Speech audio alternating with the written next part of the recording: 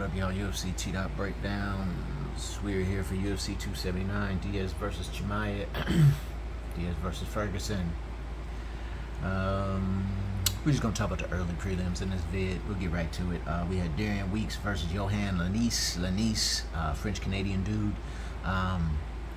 His right hand is crazy. He landed about 37,000 times on Weeks. He was just throwing it better, man. Weeks was throwing an overhand, and he was throwing more of a tight, almost straight right hand, and his was just landing. Weeks was on the outside of his arm.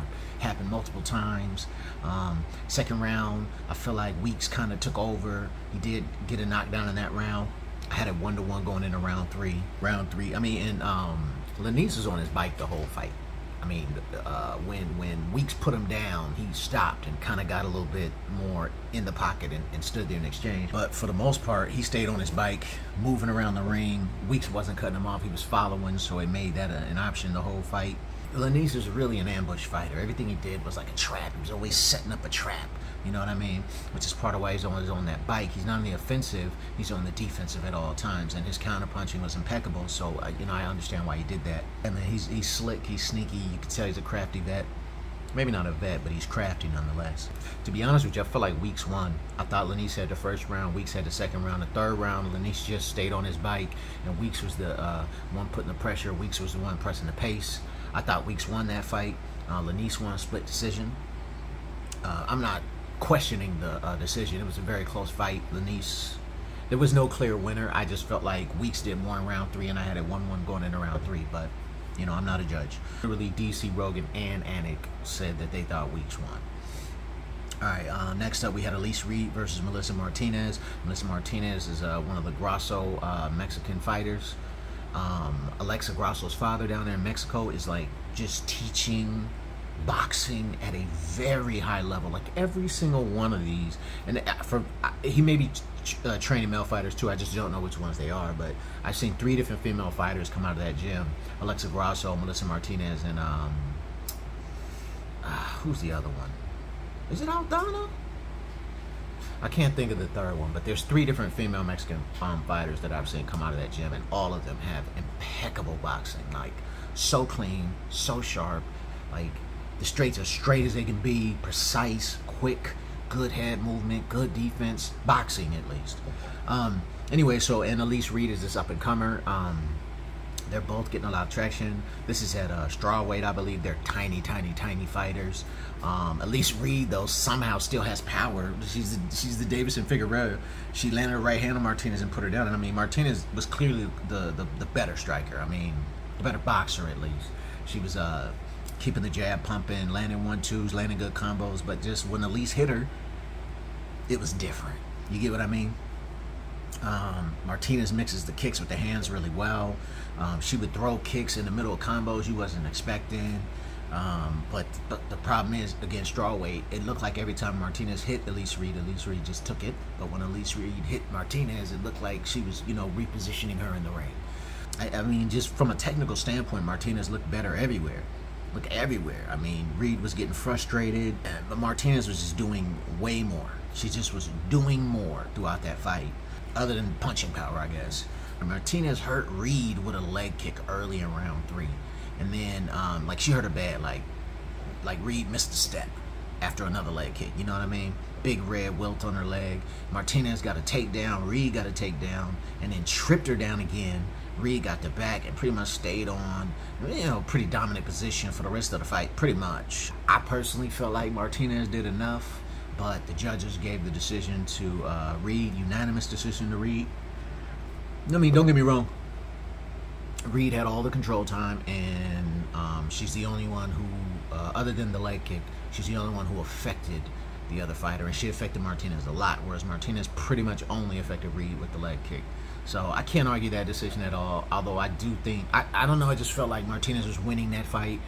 It feels like if the fight would have gone 10 rounds, Martinez would have won that fight. Like if the fight would have gone until forever, Reed would be on the ground asleep, and Martinez would still be up throwing clean jabs. And I don't mean she'd put her to sleep. I mean, like, Martinez, or I think Elise Reed would fall out from exhaustion before she would defeat this lady she's fighting. I think her power was waning because as the time, you know, gas tank is being emptied, her power's waning. They're already 125 pounds. Reed gets the decision. I'm not even arguing that decision. I'm just stating my opinion on the fight and how well I feel like Martinez competed. And don't get me wrong, it was a close fight. Next up, we had Chad Allinger versus Alatangi. He's this Mongolian Chinese fighter. He's got like crazy power in every punch he throws. Angler is on a 10-fight win streak. I'm saying that name wrong, right? Chad Allinger? Yeah, Ellinger. That's what it is. Ellinger versus Alatangi. What's crazy is during the fight I practiced these names as Anik is saying them, because Anik's the one who like goes crazy about making sure he says all the names right. I guess Buffer does too, but you don't get to hear what Buffer has to think, right? You just hear Buffer announcing. But Anik, like, purposely, he goes and he meets them and he has them say their name to him so he can pronounce them correctly. And during the cards, when they're saying the names, I say them so I can say them correctly. And clearly, I still need more practice. Okay, I could be mistaken. It could just be a haircut, but I'm pretty sure Chad had hat head. Like, he'd been wearing a hat for the last 3 years. Yeah, man. Every time Alatangi, every time he hit him, it looked like he was hurt. You know, it just looked like he shocked them. Like, they'd be like, you every time he hit him. Yeah. Landed multiple big left hands. Blood dripping out of his nose. Alatangi landed multiple big left hands. Had blood dripping out of Chad's nose. And he was returning fire and he was moving. But that power is and you see it in every fight he's in. I'm surprised he's even made it out of the first round because he had him on skates. Chad Allinger is tough and he's a warrior, but he lost. I mean, he did make it a fight. I mean, second and third round, he performed much better than the first round. Alatangi wins by decision. I know I'm saying his name wrong. He was waiting to get interviewed, but it's early prelims and there was no interview. And it's funny because when he was waiting there, you could just hear Joe Rogan kind of off mic quietly go, "I'm sorry, buddy. It's not my fault." All right, next up we had Norma Dumont versus Danielle Wolf. Danielle Wolf is this prolific boxer. She's fucking 5'11". She's the tallest woman in the UFC. There was something about the way Norma Dumont was trying to get the crowd hyped up. It just bothered me. I don't know. Her arms were like really weirdly moving. Like she was like, yes. Something about the way her arms was moving was just bothering me. It just was bothering me. I don't know. It's not a big deal. I'm just saying. It doesn't reflect the fight at all. Or my opinion of Norma. Just her arms looked weird when she was trying to hype up the crowd. That's all I'm saying. The fight was clearly a boxer versus an MMA fighter. It reminded me of that. There was this event where they had like a triangle ring, and it was MMA versus boxing, and it was Rampage coaching a team against Shannon Briggs. And I remember, like, in some of those fights where the UFC fighter tried to point fight, the boxer won a good fight. And then there were other fights where the UFC fighters fought like UFC fighters and they dominated the boxers. And there was even a couple fights where the UFC fighters boxed the boxers and they dominated the boxers, right? And the UFC fighters won almost every one of those fights, and they won them badly.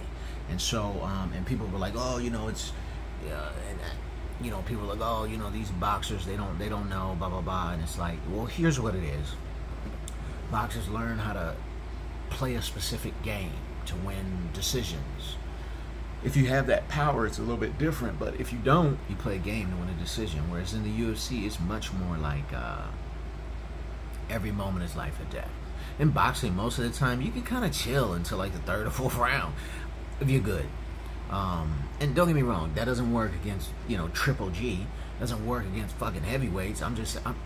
My point is, it's a different beast, and I think some of those UFC fighters, especially the ones that train boxing heavy, not having to worry about takedowns, not having to worry about kickings, just takes their boxing to another level, and they're fighting in a different way because they're usually having so many different weapons and techniques and styles of fighting coming at them that in a boxing ring they have so much less to be paying attention to that it just enhances their boxing ability, enhances their striking ability, I should say. I really believe that's what happens a lot of times. And so with Michelle Wolf, she's very inexperienced in the UFC and MMA in general. I think she's 1-0. So And Norma Dumont was insulted. You could tell, man. She had a chip on her shoulder. She was, as soon as she punched her, the first time she punched her, she had this smirk on her face. And every time Danielle would try to do something, she would just be like, you ain't getting it. Norma had an attitude, Norma. I will say that Danielle Wolf impressed me on the ground. She just was better than I thought she would be. 1-0 prolific boxer. I thought she would just be horrid on the ground and just be there. But she was defensive. She was trying. You get what I mean? Not very well, but all things. I've seen other fighters who were strikers in another event with way more fights in their cards, way worse on the ground.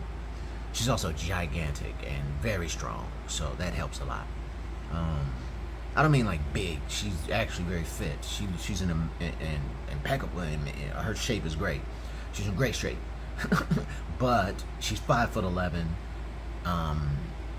Unless you're fighting Megan Anderson, your opponent is massively smaller than you. We're like, she had two weird arm captures. Like, she had one where I think she was behind her, but she had her arm like this, and then she had another one where she had her arm trapped in her leg, and she was going for the armbar, and the armbar didn't work, and she just trapped her arm in the leg.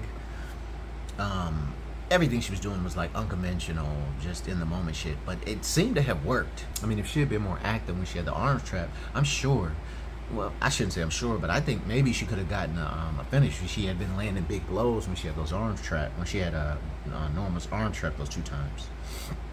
But yeah, Dumont dominated. She was getting easy takedowns. I mean, she dominated her on the feet. She was winning the striking exchanges and was taunting her, shaking her head at her, like smirking in her face, laughing at her. It was, yeah. I think she made a point. I think she was making a point. Dumont won by unanimous decision. She talked forever. It was all in Portuguese. She talked for so long in Portuguese. Like, she talked so long, and then Joe asked the translator, do you remember? Like, she talked for so long, and Joe asked the translator, like, do you remember all that? Like, she talked for a very long time. She had a lot to say. She's quite the character, Norma Dumont. I enjoy her fights. She's fun. She's always entertaining. So, but yeah, that's going to do it for the early prelims. We're going to end this now, and prelims and main card coming soon.